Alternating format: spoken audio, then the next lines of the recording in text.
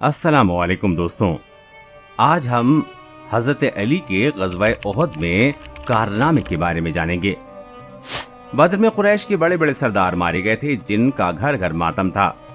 اس کے انتقام کے لیے دو بڑے شاعر عمرو زحمی اور مصعف نے ابو سفیان وغیرہ کی تحریک پر بڑے پرجوش اشعار لکھے اور تمام قبائل قریش میں گھوم گھوم کر اپنی آتش بیانی سے انتقام کی آگ لگا دی، جس سے مدینہ پر چڑھائی کے لیے ایک بڑی فوج مسلح ہو گئی۔ اس میں خالد بن ولید، اکرمہ بن ابو جہل، صفوان بن امیہ اور قریش کے تمام سردار تھے۔ صرف حضرت عباس نے شرکت نہیں کی۔ فوج کا سپہ سالار ابو سفیان تھا۔ عورتیں بھی دلوں کو گرمانے کے لیے ساتھ تھیں۔ ابو سفیان کی بیوی ہندا پیش تھی۔ سب مل کر انتقام کی اشعار دف پر گاتی تھیں۔ اس اہتمام کے ساتھ یہ فوج مدینہ پر حملہ کے لیے چلی۔ شوال 3 ہجری بدھ کے دن کو احد کے میدان میں پڑاؤ ڈالا، جو مدینے سے 2 میل کے فاصلے پر ہے۔ حضور اکرم صلی اللہ علیہ وسلم نے ایک روز ایک وقفہ دیا اور جمعے کے روز نماز جمعہ پڑھ کر 700 صحابہ کے ہمراہ دفاع کے لیے تشریف لائے۔ پہاڑ کو پشت کی طرف رکھ کر صف آرائی کی، اس خیال سے کہ ادھر سے حملہ نہ ہو۔ پہاڑ پر عبداللہ بن زبیر کی ماتحتی میں ایک دستہ بٹھا دیا اور تاکید فرما دی کہ فتح ہونے کے بعد ہی اپنی جگہ سے نہ ہٹنا۔ سنیچر کو لڑائی شروع ہوئی۔ سب سے پہلے مشرکین کے علمبردار نے صف سے نکل کر مبازرہ طلبی کی۔ حضرت شیر خدا رضی اللہ تعالیٰ عنہ اجازت لے کر مقابلے کے لیے نکلے۔ ایک ہی وار پر طلحہ کی لاش زمین پر تڑپنے لگی۔ اس کے بھائی عثمان نے جھنڈا سنبھالا۔ مقابلے میں حضرت حمزہ نکلے اور ایک ہی وار میں موت کا لقمہ بنا دیا۔ قریش نے عام حملہ شروع کر دیا۔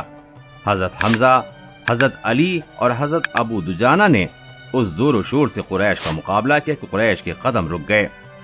حضرت حمزہ 2 دستی تلوار چلاتے تھے۔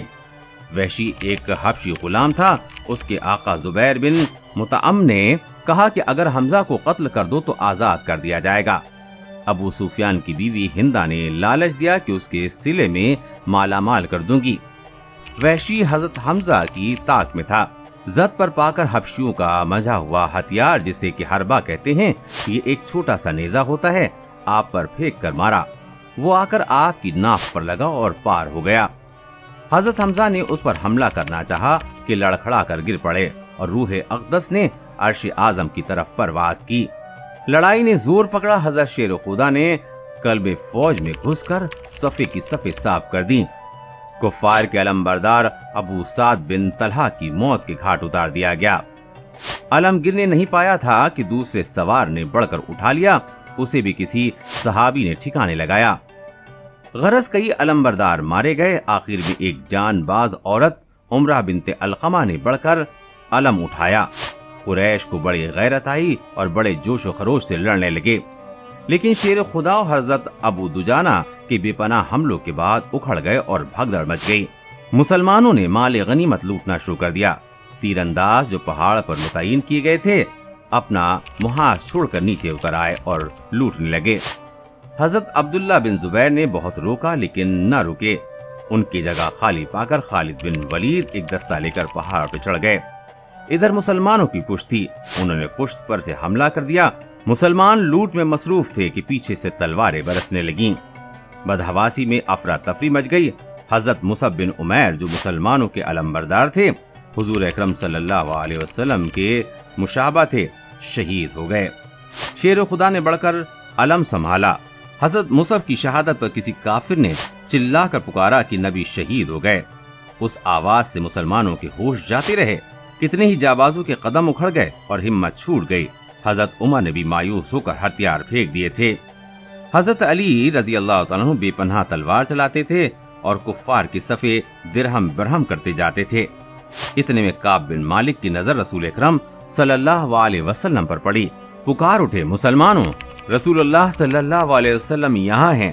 مسلمان ہر طرف سے دوڑ دوڑ کر آنے لگے۔ کفار بھی اسی طرف ٹوٹ پڑے۔ حضرت علی نے ان زور و شور سے حملہ کیا کہ بڑھنے والے قدم آگے نہ بڑھ سکے۔ کسی بدنصیب نے حضور پاک پر پغیغ مارا، دندان مبارک شہید ہو گئے، چہرہ مبارک زخمی ہو گیا۔ حضرت علی رضی اللہ تعالیٰ عنہ چند صحابہ کے ہمراہ हुजूर को लेकर पहाड़ पे चढ़ गए। ढाल में पानी लाए। हजरत फातिमा ने जख्म धोया, लेकिन खून नहीं थमता था। हजरत फातिमा ने चटाई जलाकर उसकी राख जख्म पर रखी, उससे खून बंद हो गया। पहाड़ पर कुफ्फार चढ़ न सके और मुसलमान संगबारी कर रहे थे। बिलाखिर अबू सुफियान के हुक्म से फौज कुफ्फार मक्का वापस रवाना हो गई। मुशरिक औरतों ने मुसलमानों के नाक कान काट लिए और अमीर मुआविया की मां हिंदा ने उनका हार बनाकर गले में पहना। उसका बाप गज़वा बद्र में हमजा के हाथ मारा गया था। जोशे इंतकाम में हजरत हमजा रजी अल्लाह तआला का पेट चाक करके कलेजा निकाला और चबाया, लेकिन गले से ना उतर सका, इसलिए उगल दिया। अल्लामा शिबली लिखते हैं कि तारीख में हिंदा का लक़ब जो जिगर खुर्दा लिखा जाता है, इसी बिना पर लिखा जाता है। अजीजाने मोहतरम, ये था आज का वाक़या। उम्मीद करते हैं आपको हमारी खिदमत दीन के लिए की जाने वाली ये कोशिश पसंद आई होगी। वीडियो को लाइक, शेयर और हमारे इस चैनल को सब्सक्राइब करें ताकि आगे भी हम आपके साथ जुड़े रहें। और हाँ, कमेंट में हमें जरूर बताइए कि वीडियो आपको कैसी लगी और हम इसमें और क्या बेहतर कर सकते हैं। आज का वाक़या किताब विरासत रसूलुल्लाह सल्लल्लाहु अलैहि वसल्लम, जिसका English edition the true history of Islam से लिया गया है। इसके मुसन्निफ जनाब पीर तरीक़त रहबर शरीयत सैयद बद्र आलम अहमद अली बुखारी हैं। आपने इस किताब में हजरत अली रजी अल्लाह तआला अन्हु से लेकर 12 इमामों तक के अहवाल हालात को लिखा है। साथ ही साथ इस किताब को उर्दू, इंग्लिश, हिंदी में शाया किया है।